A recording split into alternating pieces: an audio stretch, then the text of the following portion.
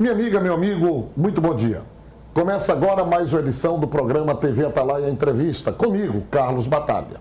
Nos estúdios da TV Atalaia, a TV dos Sergipanos, você fica por dentro do que acontece em nosso estado e no nosso país, sempre com grandes entrevistas realizadas dentro do estúdio e em algumas ocasiões você também pode conferir entrevistas itinerantes.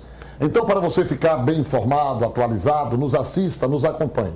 A sua participação também é muito bem-vinda através do telefone 3226-2610 ou nas redes sociais, onde você pode interagir e participar, nos enviando sugestões de possíveis entrevistados. Então, fique ligado e participe. No programa de hoje, iremos conversar a partir de agora com o presidente do Sindicato dos Policiais Civis do Estado de Sergipe, o Simpol, João Alexandre. Presidente, bom dia. Tudo bom? Bem? Bom dia. Satisfação muito grande recebê-lo aqui no nosso programa. A honra é toda minha.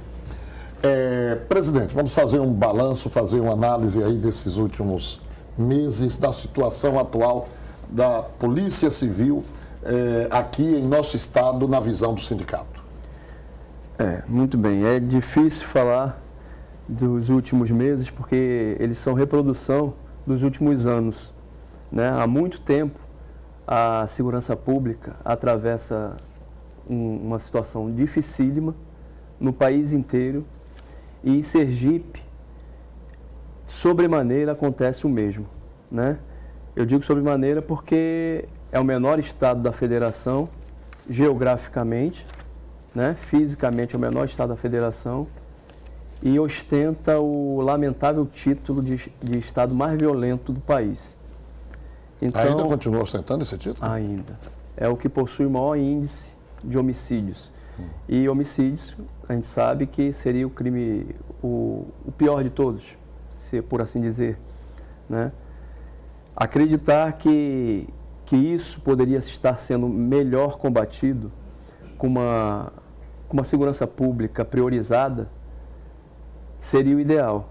Mas, infelizmente, nunca foi priorizada a segurança pública, né? Há muitos anos, eu estou na polícia desde 2002, fui policial civil no Rio de Janeiro e, infelizmente, você chegar aqui em Sergipe e ver que tem condições de oferecer, do governo proporcionar uma maior qualidade ou maior eficiência no serviço da segurança pública e isso não acontece na prática, a gente só tem a lamentar. Então, fazer uma retrospectiva seria uma retrospectiva negativa, né? Porque muda-se as peças, né, do jogo, muda-se a cúpula, muda-se governo, mas a segurança pública, infelizmente, nunca foi prioridade no país e nem em Sergipe. Quer dizer, mudam-se as figuras, mas o reizado continua sendo o mesmo. Exato.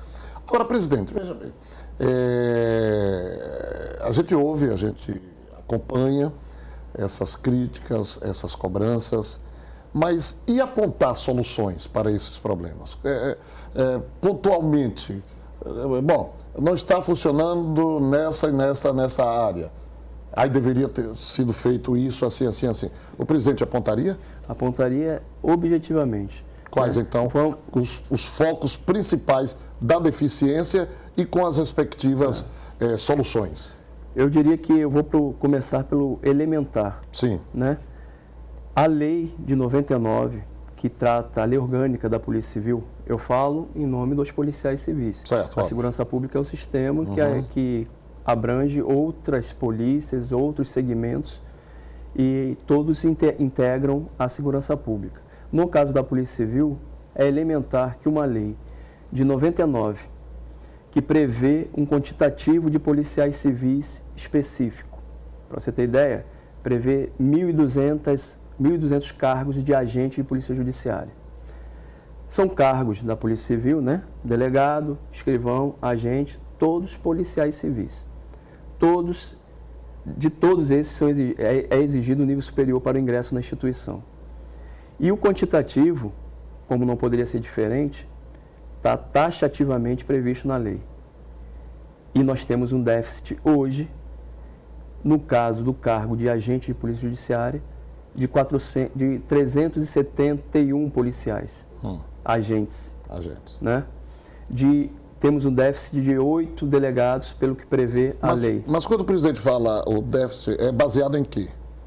Essa lei, à época... Então tem cargos vagos. Exato, o claro dentro da instituição. Muito bem. Então o governo, se quisesse, isso para deixar bem claro para o telespectador, se o governo quisesse, ele poderia então fazer um concurso para 371, é isso?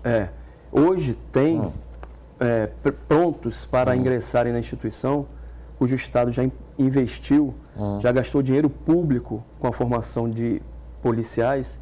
Existem 200 policiais aguardando nomeação. Já existem 200. Então seriam mais 171. Exato. Certo. Ainda que fossem todos nomeados imediatamente, ao invés de serem nomeados a conta-gotas, certo, porque a lei já prevê esse quantitativo de vagas, ainda assim persistiria um déficit na instituição. Ou seja, por isso que eu falei que é o mais elementar. O quadro, o efetivo, tem que estar completo. Pronto, então vamos lá. O primeiro ponto negativo apontado foi esse déficit no quadro, onde existe a possibilidade, e aí não é nenhuma invenção nem criação, porque existem 200 concursados aguardando o chamado e vaga para mais 171. Tudo bem. O segundo ponto. Pronto. O tratamento estrutural, o tratamento que é dispensado de forma muito desproporcional aos cargos que integram a instituição. Que tipo de tratamento? O prestígio ou privilégio que se deposita apenas para um dos cargos, qual seja de delegado. O delegado, ele é delegado de Polícia Civil. Agentes de Polícia Civil, escrivães de Polícia Civil. Então, são cargos que desempenham a mesma atividade fim, a investigação criminal, né? Para a identificação da autoria, para levar aquele autor do crime que não foi eventualmente preso em flagrante, porque a situação de flagrância é a mais difícil de acontecer, né? Porque ninguém prevê a hora e local onde o fato vai ocorrer, o fato delituoso vai acontecer. Mas o que vai desvendar, o que vai responsabilizar, né, aquele autor do crime é justamente a identificação do mesmo e a prisão dessa pessoa, desse criminoso que não foi preso em flagrante. Muito bem, então, trocando em miúdos, o que o presidente do Simpol diz e alega é que o delegado tem privilégio. Tem um tratamento desproporcional. Exato, enquanto os demais, que são agentes, os policiais que estão na rua lá, que sem eles não existiria nem a figura do delegado, exato, não estão tendo esse mesmo tipo de tratamento. João Alexandre, eu estou... não é querendo emparedar, não, mas não, fica à vontade. Para uma entrevista, como a gente faz, onde haja aqui uma explicação lógica, porque eu digo sempre aqui, já cansei de dizer aqui no TV Atalaia, em entrevista, que é muito fácil você criticar. Agora, apresente a solução. Né? A gente vê aí políticos sobem à tribuna, seja lá da Câmara, seja do Senado, porque o governo do Estado, o governo do município, o governo federal deveria fazer isso, aquilo. Agora, diga como fazer. Então, 2 pontos aqui, você já deixou a coisa muito clara, então está mostrando que você, como presidente de uma entidade de classe, não critica apenas por criticar ou por ser do contra. Exato. Vamos a outro ponto. Eu diria que esses são os pontos principais. Né? A precariedade nas delegacias, ou seja, tudo depende de investimento. Aí não precisa explicação. Né? Se a delegacia está caindo, é reformar. Né? Todos os pontos. Né? Nós temos, inclusive depois eu faço questão de passar para a sua produção, né, imagens do estado deplorável das delegacias. Né? Ou seja, segurança pública, as outras atividades, elas, no mínimo, precisam que a segurança pública funcione para que as outras atividades também se desenvolvam, né? Seja no comércio, seja na educação, para que os nossos filhos ou netos, no meu caso já tenho uma neta recentemente, nós comecemos a ter tranquilidade, né, para encaminhar nossos filhos para as escolas. Então, tudo são políticas públicas transversais e, dentre elas, é essencial o tratamento priorizado, na minha ótica, da segurança pública. Porque sem segurança, ninguém tem saúde, ninguém tem educação, né? Todas essas áreas demandam, lógico, investimento e a preocupação do Estado. Mas sem segurança pública nada é possível de ser concretizado, né, de ser realizado. Se o Estado mantém a situação física das delegacias, né, ou se os governos que sucedem, né, uns aos outros, mantêm a situação das delegacias deplorável, é óbvio que ninguém vai conseguir trabalhar por sacerdócio, né? Nós temos um limite. A exemplo da própria impontualidade no pagamento de salários dos trabalhadores policiais civis, né? Ninguém tem obrigação de trabalhar de graça ou de ter o salário parcelado após já ter prestado o serviço, em nenhuma atividade. Quiçá naquela em que a nossa vida, o nosso risco, né, de morte é perene, é constante, né? É a todo instante. Quem vai trabalhar, quem vai produzir sem condições de trabalho... Mas a questão desculpe aí, não tem nenhuma procuração para defender o governo do Estado. Para isso ele tem o secretário dele, Salles Neto, mas essa impontualidade não é privilégio, assim, entre aspas, da categoria de policiais civis. A gente observa em todas as categorias, né? É a própria situação do Estado em si. Agora eu posso também adiantar que... Eu estou sendo advogado do diabo aqui, não eu preciso disso.